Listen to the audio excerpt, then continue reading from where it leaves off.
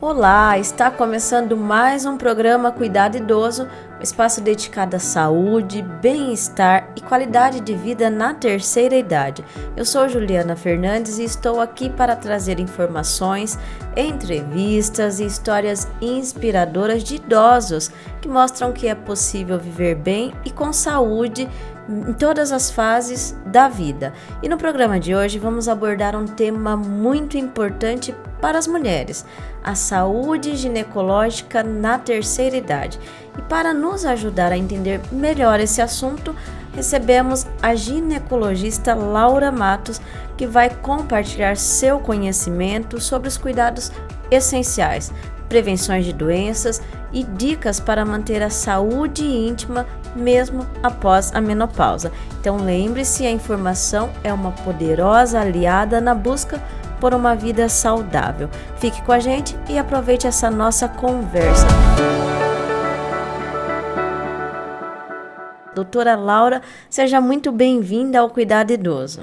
Oi, Juliana, tudo bom? Agradeço muito o convite e acho que a sua introdução foi perfeita. A gente tem que ver saúde como prevenção, né? E a prevenção da terceira idade, ela começa já na vida adulta, né? Às vezes até alguns pediatras referem, né, os cuidados lá na infância, mas depois da menopausa inicia-se um novo capítulo na vida da mulher e ela tem um bom caminho pela frente ainda. A gente tem hoje uma expectativa de vida da mulher brasileira que vai dar a ela uns 25, 30 anos numa vida de pós-menopausa. E é importante que ela tenha uma qualidade de vida adequada. Sim, e doutora, eu quero começar falando com a senhora. A senhora pode nos explicar por que é tão importante a gente falar sobre esse assunto, que é a saúde ginecológica na terceira idade? Então, eu acho que a gente tem uma percepção muito importante a respeito da saúde da mulher. A mulher, ela tem o hábito, né, de ir ao ginecologista pelo menos uma vez ao ano, já desde muito cedo, né, iniciando a vida sexual, iniciando os seus acompanhamentos de pré-natal. Então, a gente já tem a vantagem de ter um paciente que já tem o hábito de ir ao médico, diferente, né, dos homens um pouco mais complicado, mas as mulheres já têm o seu hábito. Eu falo que o ginecologista, ele é o clínico geral da mulher, né? E aí, uma vez que ela entre nesse período de transição, que é um momento de muitas diferenças, né? Do mesmo jeito que lá na adolescência muda tudo, entrando no climatério, na menopausa também é uma grande mudança, e a gente está ali para apoiar esse momento, passar as orientações. A menopausa não é um inferno astral. Eu falo, menopausa não é doença. Do mesmo jeito que a gente não menstruava quando era criança e um dia menstruou e ok, e a gente vai chegar um momento que também vai parar de menstruar. Ela não é uma doença, mas ela tem que ser acompanhada porque vem com algumas modificações que a gente vai ter que se adaptar e a gente está lá para ajudar esse caminho. E desde que a mulher ela inicia a sua vida sexual, ela tem esse hábito de ir ao ginecologista pelo menos uma vez no ano. Quando ela chega nessa fase da terceira idade, as consultas, elas continuam importantes, né? E tem uma rotina, assim, uma vez ao ano, precisa de mais vezes? Como que funciona? A rotina segue anual, né? A gente tem como hábito fazer as rotinas, os exames complementares da saúde da mulher anualmente. Então, o exame da mama, o exame da própria região genital e o acompanhamento clínico da mulher, né? Como eu falei, o ginecologista, ele acaba englobando muita coisa. Então, anualmente, independente se ela é um pouco mais velha ou não, hoje eu reparei por acaso, hoje no consultório eu atendi 2 pacientes, uma de 72 e uma de 76 anos, com busca espontânea. Isso é uma coisa que também tem chamado a atenção. Há cerca de alguns anos atrás, elas iam arrastadas, né? As filhas mais velhas, Sim. Tem que ir, mãe. E agora a gente já tem notado, acho que até por conta das informações que elas têm recebido, né? Que é importante. Então, elas têm ido de uma forma espontânea fazer os seus exames anualmente. E é algo que eu já ouvi bastante. Mulheres mais velhas falam, eu já parei de menstruar, eu já passei dessa fase, então eu não preciso ficar indo lá, eu vou ficar fazendo exame todo ano. E era assim mesmo, agora está mudando, então? Elas estão começando a perceber, eu sempre brinco com elas, que elas não vão mais gestar, mas isso não as torna menos femininas e os problemas acompanham, né? Então, ela não vai mais buscar o ginecologista pensando numa gestação, mas ela tem que lembrar que ela tem mama, que ela tem ovário, que ela tem útero, para que acho que não retiraram o útero por algum outro problema. Então, continua sendo necessário uma vez por ano. E quais os principais cuidados, doutora, que as mulheres, os cuidados ginecológicos, né, que as mulheres na terceira idade elas devem ter? A grande queixa das pacientes idosas, aí eu já falo assim, uma pós-menopausa mais tardia, né? A gente já pensando numa mulher que tem pelo menos 10 anos de menopausa. Então, em média, a brasileira entra na menopausa em torno dos 50 anos, a gente está falando em mulheres em torno de 60 anos. O maior problema dessas mulheres com 60 anos em região, principalmente em região genital, são ocorrências de atrofia genital. O que é atrofia genital? É um ressecamento que ocorre, é um envelhecimento da região genital que ocorre já depois da menopausa por conta da falta de hormônios. E esse ressecamento, essa atrofia genital, ela tem repercussões. Então, se ela ainda tem uma vida sexual ativa, ela vai ter uma dificuldade, né, para ter a sua relação sexual, favorece o aparecimento também de infecção de urina. Existe uma doença que chama síndrome geniturinária, que é uma infecção de urina de repetição, porque a região, como está muito atrofiada, ela faz microfissuras que favorecem a entrada de bactérias. Então, isso tudo tem que ser tratado. E a segunda parte é o rastreamento de câncer de mama, que a gente tem uma incidência maior depois dos 50 anos. E no caso dessa atrofia genital, que ela está ligada também à secura vaginal. Sim. Ela pode estar usando o lubrificante então, ou tem alguma contraindicação? Na verdade, o lubrificante ele serve apenas para ajudar a favorecer a penetração na hora de uma relação sexual, mas ele não trata a atrofia genital.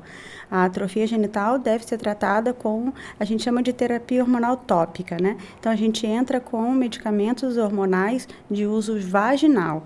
E é importante desmistificar, porque as mulheres têm muito medo de usar hormônios, né?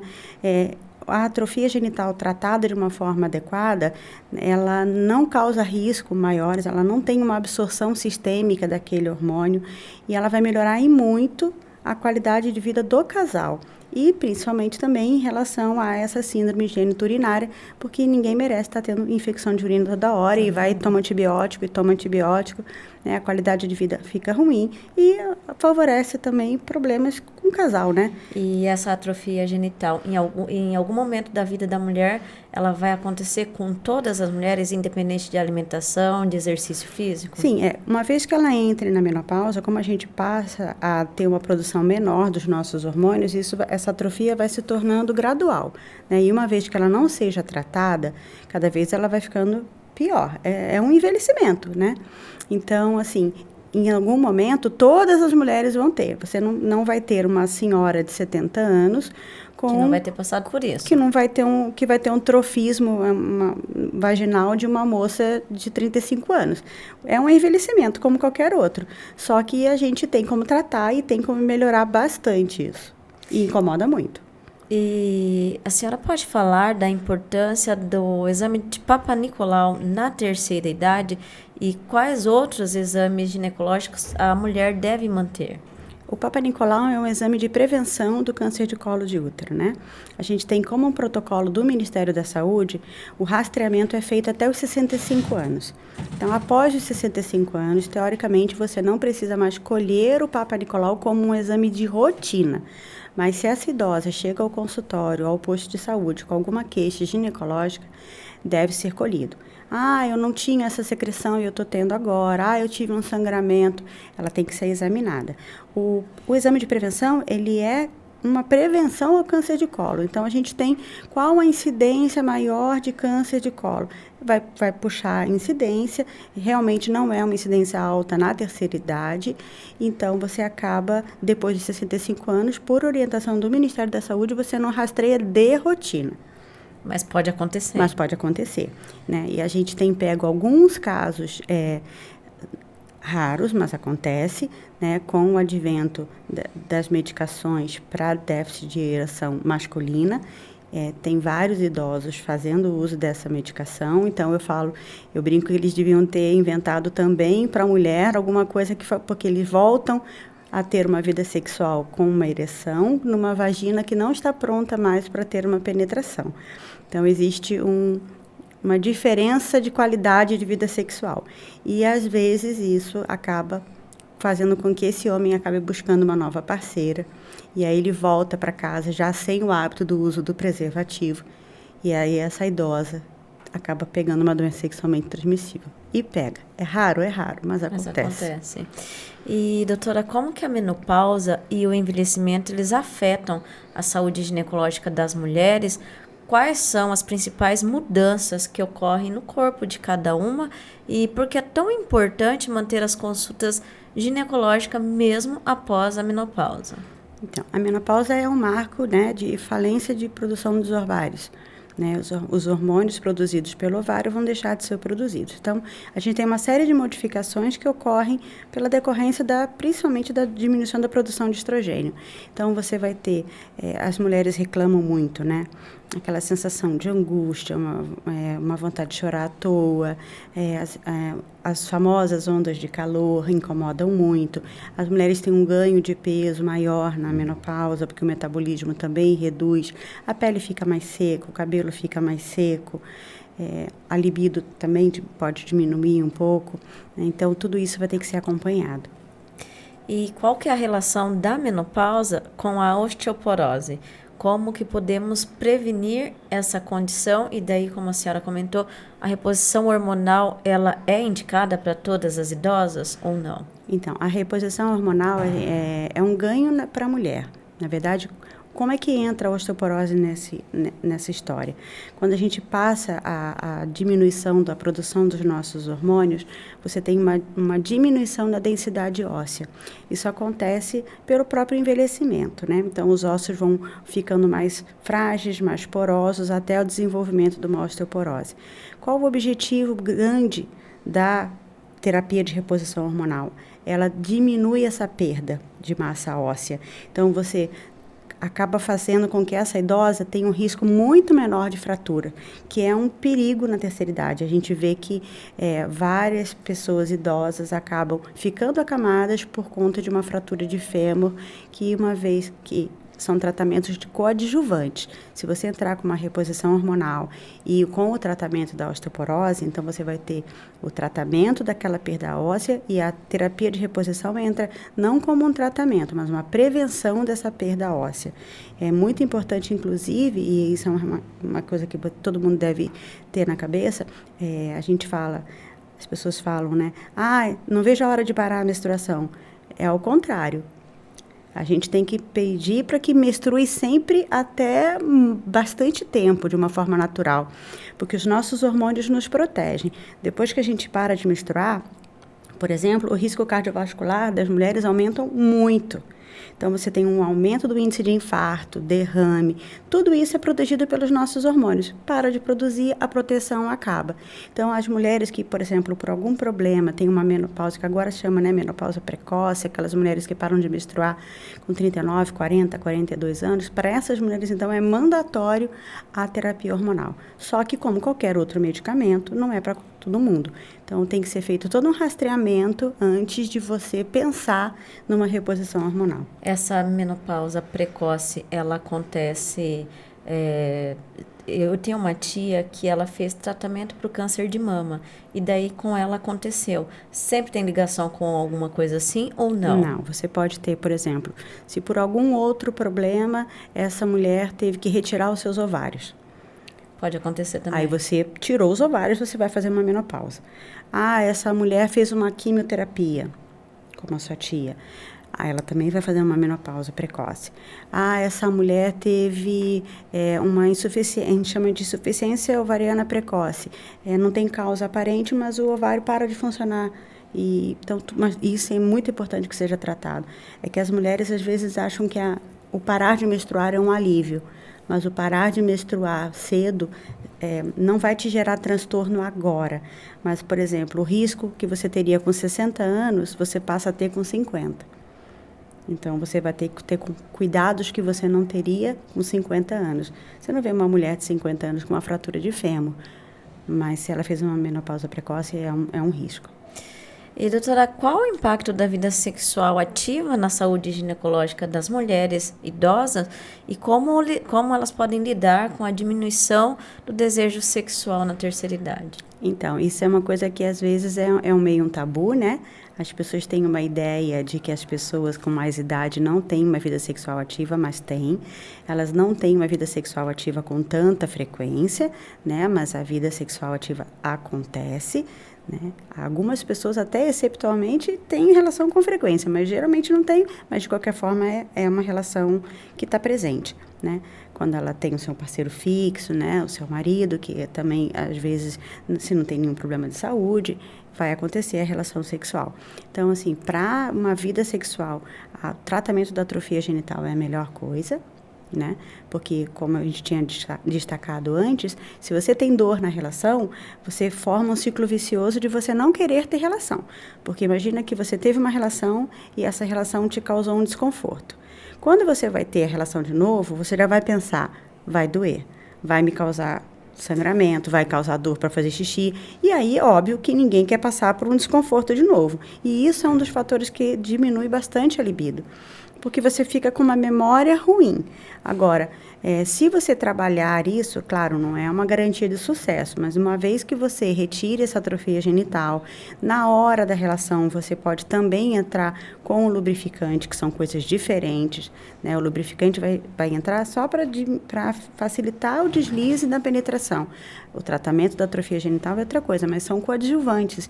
E aí, uma vez que a relação sexual fique prazerosa, não vai ter essa diminuição da libido de uma forma tão acentuada, porque uma vez que comece a relação sexual, ela não vai ter aquela memória ruim e a coisa vai acontecer. A memória não vai associar a um desconforto, entendeu? E, assim, a intimidade do casal mais velho é bonito de ver, né? Porque eles se conhecem, um conhece o corpo do outro há 30, 35, 40 anos. Então, é bonito de ver, assim, eles se entendem, né? Então, não está todo mundo ali querendo ajudar o próximo. Sim. E a baixa imunidade na terceira idade, ela pode afetar a saúde ginecológica das mulheres? Infecções urinárias que nós já comentamos, tem alguma relação com a imunidade? E o que fazer para preveni-las? A imunidade, ela garante a nossa saúde física total, né? Então, também a parte genital fica prejudicada. A gente não tem na terceira idade os casos mais frequentes, por exemplo, de candidíase, que é uma doença que vem com frequência, né, nas quedas de imunidade durante o período reprodutivo da mulher, antes da menopausa. A gente não tem tanta candidíase na terceira idade, mas, de qualquer forma, a imunidade regula tudo, né? Então, aquela pessoa que está com cansaço, com um quadro de anemia, uma depressão, né, problemas familiares, tudo isso gera uma diminuição de imunidade e aí a saúde como um todo fica prejudicada e a parte ginecológica junto, né?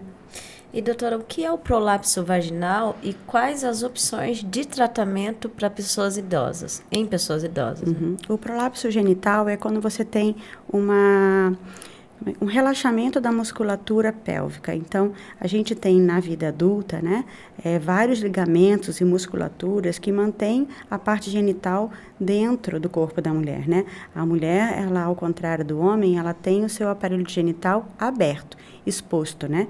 Diferente do homem. Então, o que acontece? Acontece bastante em mulheres mais velhas e que tiveram muitos filhos. Às vezes 7 partos normais, 5 partos normais, às vezes partos domiciliares, como se via muito antigamente, né? E aí o que acontece ao longo do tempo é que essa musculatura já não vai conseguindo manter os órgãos da parte interna. Então, primeira queixa que elas sempre falam é: eu estou sentindo uma bola na vagina. E você vai dar uma olhada, às vezes é a bexiga que está caída, às vezes é o períneo dela, que por conta dos partos tem uma frouxidão, e aí você vê também, a gente chama de retocele, que é um prolapso do intestino, né? E, em último caso, uma vez que isso não seja tratado, porque nisso as pacientes idosas, elas são mais difíceis porque elas se envergonham, né? Então, quando elas chegam para você no consultório, já é uma coisa que tem uma evolução de anos. E aí elas chegam já realmente com prolapsos mais sérios, às vezes só com correção cirúrgica, porque elas podem ter inclusive um prolapso uterino, o útero vem inteiro para fora. E aí só tratamento cirúrgico. Mas Ao contrário, quando é um quadro inicial, a fisioterapia ajuda muito, porque é um músculo, né? E uma vez trabalhado... Fisioterapia pélvica, exatamente. É um músculo, então a fisioterapeuta vai trabalhar exatamente essa musculatura, fazendo com que ocorra um reforço dessa musculatura, né? Quando é um prolapso de bexiga, tem a gente chama de sling, que são cirurgias que colocam uma telinha que mantém como se fosse um suspensório. Então, são várias técnicas fisioterápicas e cirúrgicas. Medicamentosa não tem. Infelizmente, não tem. A gente não tem nada, remédio nenhum vai fazer a bexiga voltar para o lugar, né? A gente consegue, com a fisioterapia, dependendo do grau, a gente vai ter uma boa melhora e, às vezes, realmente só o tratamento cirúrgico. A incontinência urinária, ela tem ligação com esse prolapso vaginal? A grande maioria das vezes que você tem uma incontinência urinária, você tem uma chamada cistocele junto, que é justamente esse prolapso da bexiga. E a incontinência urinária, ela é um problema ginecológico ou urológico? É um problema dos dois. Na verdade, são especialidades que, né, para essa patologia caminham juntas, né? E eu acho que é o urológico, o ginecológico e fisioterápico. Acho que os três. É multifuncional, né? Os três profissionais podem acompanhar. E, doutora, alimentação, estilo de vida, eles influenciam na saúde ginecológica da mulher na terceira idade? Eu acho que, do mesmo jeito que a gente tocou no assunto da imunidade, a boa qualidade de vida vai ter repercussão em tudo, né? Então, uma pessoa que se alimenta de uma forma adequada, não fuma, bebe água na quantidade adequada, atividade física para o idoso é muito importante. Então, do mesmo jeito que a imunidade, a qualidade de vida em relação à alimentação, atividade física, sol, tudo isso é muito importante para o idoso. Aproveitando que a senhora falou não fuma, o tabagismo, ele pode afetar a saúde ginecológica da mulher? O tabagismo é uma das causas que aumenta o risco de câncer de mama, né? O tabagismo não é bom para nada, pela verdade, né? Não tem nada que fale, fume que isso aqui vai melhorar. Então, é um fator oncológico, né? Mulheres que fumam têm um risco maior de câncer de mama. E já que a gente falou no tabagismo, as mulheres agora bem mais, né? Bebida também pode influenciar na saúde ginecológica? Só se for um consumo de bebida exagerado, né? O alcoolismo mesmo, ele tem uma incidência maior no público masculino, mas a gente também vê nas mulheres. Mas só realmente agora uma taça de vinho, uma coisa eventual, não vai causar repercussão. É o descontrole que é ruim. E aí, realmente, é a mesma coisa que pro homem, né? Sim. E, doutora, quais são as orientações para a higiene íntima das mulheres na terceira idade? O uso de sabonetes inadequados, ele pode prejudicar a saúde íntima da mulher? E quais cuidados de higiene íntima são essenciais para prevenir infecções e outros problemas? Na terceira idade, a gente tem, por conta da pele estar mais fininha, né, por causa da idade, e a gente tem que ter alguns cuidados que a gente não tem tanto em relação no período que as mulheres são mais jovens. Então, o sabonete neutro é ótimo. Se for um sabonete líquido, melhor ainda. E ele não precisa ficar lavando toda hora. Eu falo isso, tem pacientes idosas que elas têm o hábito, né? Toda vez que vai no banheiro, se lava. E existe na pele uma gordura natural de proteção. Quando você higieniza com sabonete várias vezes ao dia, você tira essa proteção. Então, eu sempre falo, água e sabão é uma vez ao dia. Se precisar, por algum motivo, fazer uma outra higienização da região genital ao longo do dia, é só com água, é só o chuveirinho. Não precisa ficar água e sabão, água e sabão. Outra coisa, não se joga, isso serve para qualquer mulher, tá? Não é só para a terceira idade. Eu falo, a vagina ela é autolimpante. Aquela secreção branquinha, normal, que sai da vagina, que às vezes as mulheres confundem com corrimento, aquela secreção ela é feita justamente para levar as bactérias para fora do canal vaginal. Quando você pega uma mulher que tem o hábito de fazer duchinha, usar o chuveirinho dentro do canal vaginal, ou às vezes até com o dedo elas limpam lá dentro, você desequilibra toda a flora vaginal e aí você faz um estrago. Porque aquela acidez que deveria estar ali para nos proteger, ela vai embora. E aí aquela bactéria que estava ali e não conseguia se multiplicar por causa da acidez, ela vai passar a se multiplicar. E sem falar que quando você joga água com pressão lá para dentro, você está jogando bactéria lá para dentro, quando na verdade as bactérias têm que vir para fora. Então, em relação à terceira idade, o que a gente orienta sempre, sabonete neutro, calcinha de algodão, mas geralmente a pessoa idosa já usa uma calcinha que não é muito apertada, ela já tem o hábito mesmo de uma calcinha mais confortável, né? Quando a gente consegue convencer a dormir sem calcinha é difícil, mas ajuda também. Não precisa aqueles sabonetes específicos. Tem que ser um sabonete de higiene íntima feminina. Não, sabonete neutro. Glicerina tá ótimo. Uma vez eu vi uma entrevista de um médico que ele indicava, a senhora comentou de dormir sem calcinha, se está em casa durante o dia, se está com um vestido, uma roupa mais leve, mais confortável, ficar também sem calcinha, que isso ajuda muito. Ajuda realmente bastante. Quanto mais você abafa a região genital, mais você aumenta a temperatura do local, e bactéria gosta de local quente e úmido, né? Então, eu sempre falo, quando eu falo assim, durma sem calcinha, olham meio atravessado, eu falo, não precisa dormir de camisola sem calcinha, coloca um shortinho de pijama, e aí coloca a camisola e durma sem a calcinha, mas com calcinha, o shortinho de pijama já resolve, já deixa a pele ventilar um pouco, porque passa o dia inteiro com a calcinha, chega em casa de noite, está em casa, meu Deus do céu, não vai acontecer. Dá para tomar um banho e botar o shortinho do pijama sem calcinha. Sim. E, doutora, o câncer ginecológico, ele tem mais incidência em mulheres idosas? E quais são, ou não, e quais são os sinais de alerta deste problema? A gente tem vários tipos de cânceres ginecológicos, né? O principal que a gente pensa, na verdade, seria o câncer de mama, né? Que ele tem uma incidência maior acima dos 50 anos, por isso a mamografia é orientada que seja feita anualmente, né? Uma outra coisa que acontece em relação à região ginecológica também é o câncer de endométrio, que é um câncer de dentro do útero, né? Esse também é um câncer de mulheres mais velhas.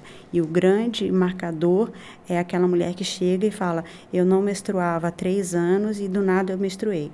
Então, tem que investigar, porque pode ser um câncer de endométrio. Esse seria um dos principais sinais? Esse é o principal. O câncer de endométrio, ele tem uma vantagem muito grande em relação aos outros. Ele dá sinal muito precocemente. E a mulher, ela se assusta quando ela menstrua, né? Já estava 5 anos sem menstruado, nada menstrua, então isso faz ela ir ao médico rápido. Diferente de outros cânceres que, quando você vai perceber, já está com um estadio adiantado, o câncer de endométrio, ele tem essa vantagem. Ele dá um sintoma muito precoce e a mulher vai buscar, porque ela sabe que alguma coisa está errada. Então, você consegue pegar num estadio bem inicial. O câncer de ovário, ele dá esse sintoma inicial também ou não? Não, o câncer de ovário é mais sorrateiro. Quando você vai ver, ele já tem um aumento, né, do volume abdominal, então, para ele causar um volume de aumento abdominal, você já tem que ter uma massa tumoral grande. Então, infelizmente, é um câncer de diagnóstico mais tardio. E quais que são os principais sintomas de câncer de vulva e como que ele pode ser identificado? Esse dá para ser identificado precocemente ou também mais tardio? Se ela for anualmente no ginecologista, ela vai pegar, né? O câncer de vulva, ele se caracteriza com uma ferida na vulva que não sara. Então, geralmente começa com uma coceira que não passa, aquela coceira vira uma feridinha, aí na cabeça dela virou uma feridinha porque ela coçou, e aquilo só que é uma progressão lenta. E aí entra naquela coisa do ginecologista anualmente, porque se você você vai pegar lá na fase do prurido.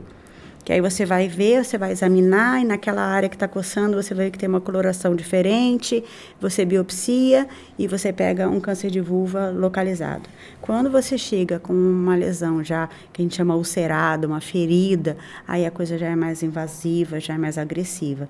Então, a consulta anual serve para isso. Mas então, diferente do câncer de endométrio e de ovário, é uma coisa que dá para perceber em casa. Sim, ela vai perceber. O principal sintoma inicial é prurido que não sara. É aquela coceira que o tempo inteiro está coçando. Já passei não sei quantas pomadas e continua coçando. E aí você vai examinar, porque todo mundo tem uma gaveta de remédio em casa, que tem os 3, 4, 5 tipos de pomada, e vocês vão colocando. Quando vocês desistem da pomada e vão lá ver, aí às vezes tem uma lesão inicial de câncer de vulva. E, doutora, nós comentamos sobre isso já. Que tipo de atividade física pode ajudar a melhorar a saúde ginecológica das mulheres na terceira idade? Tem um tipo específico? Específico, não. O Pilates tem alguns exercícios que fortalecem o assoalho pélvico. Então, pensando em uma profilaxia de prolapso, o Pilates ajudaria bastante. A hidroginástica também tem que ser atividades que não geram impacto, né? Porque você tem que pensar nas articulações das idosas, não pode ser nada de impacto. Então, elas acabam sempre buscando uma coisa mais, ou um Pilates, ou uma hidroginástica, yoga, uma caminhada, né? Mas não tem algo assim que seja específico para que melhore, só o Pilates mesmo. E quais são os sinais de alerta, doutora, para mulheres na terceira idade que elas devem procurar um ginecologista o mais rápido possível? Acho que o marcador principal, pensando em doença oncológica, em câncer, é a percepção de alguma diferença na mama, né? Então, o mamilo, o bico do seio ir para dentro, se nunca foi para dentro, né? O aparecimento de um nódulo no banho, é importante que as mulheres, na hora que forem tomar banho, examinem. Ah, mas eu não sei examinar. Se você tiver o hábito de todo mês você palpar sua mama no chuveiro, é o melhor lugar. Ensaboa a mama, e sabonete normal, ensaboa a sua mama e você vai deslizando. Se você sentir, você vai perceber que tem uma coisa diferente. Que eu falo assim, a mama normal, ela parece um saquinho com feijão dentro. Tem várias granulações, mas um nódulo de mama tem uma consistência diferente. E se ela tem o hábito de se autoexaminar todo mês, ela vai perceber que ali tem alguma coisa diferente.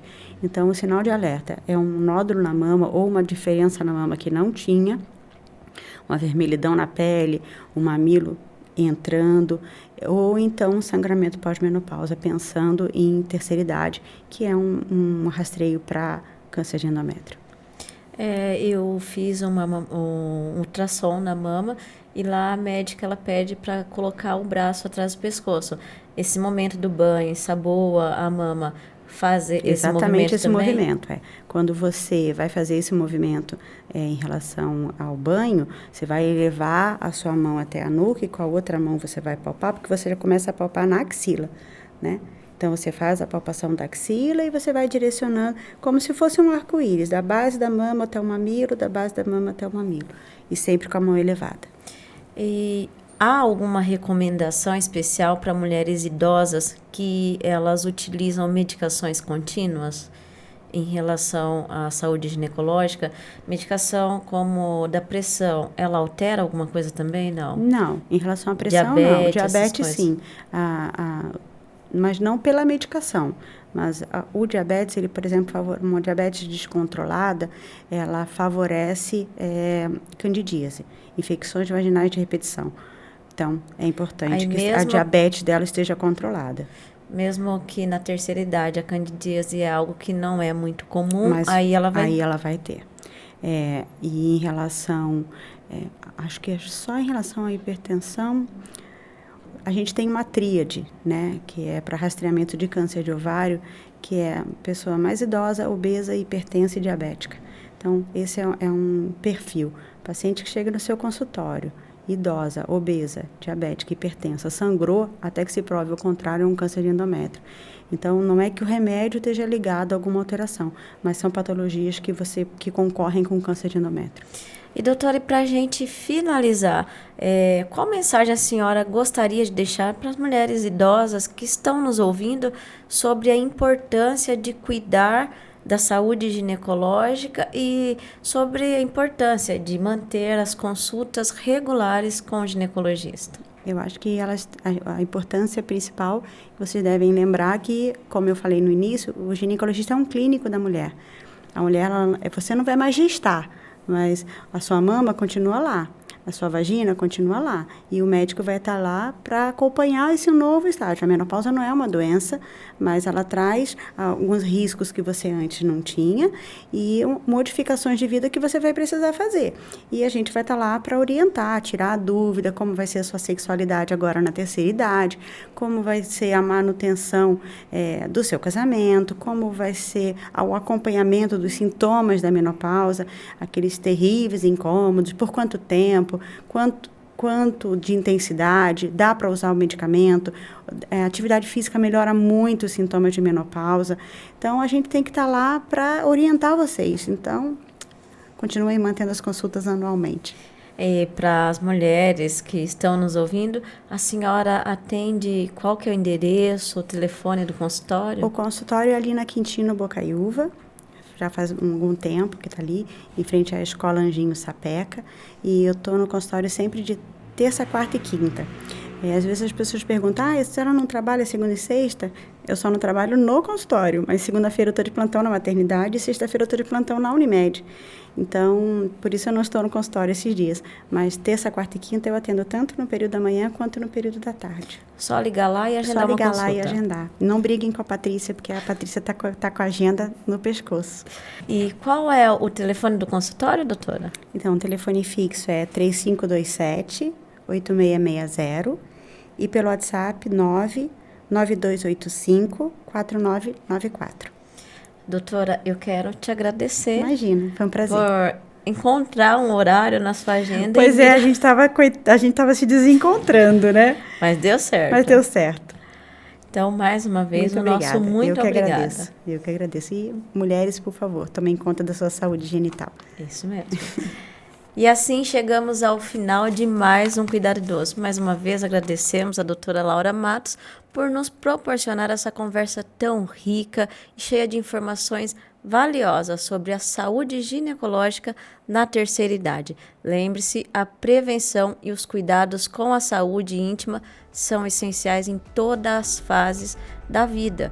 E as consultas regulares com o ginecologista são um passo importante para garantir o bem-estar de todas. Não perca o nosso próximo programa, onde continuaremos a explorar temas relevantes e compartilhar dicas, histórias que inspiram uma vida ativa e saudável na terceira idade. Até lá, cuidem-se, mantenham-se informados e não se esqueça de que é sempre tempo de cuidar de si. Muito obrigada a todos pela sua audiência. Até o nosso próximo Cuidado Idoso.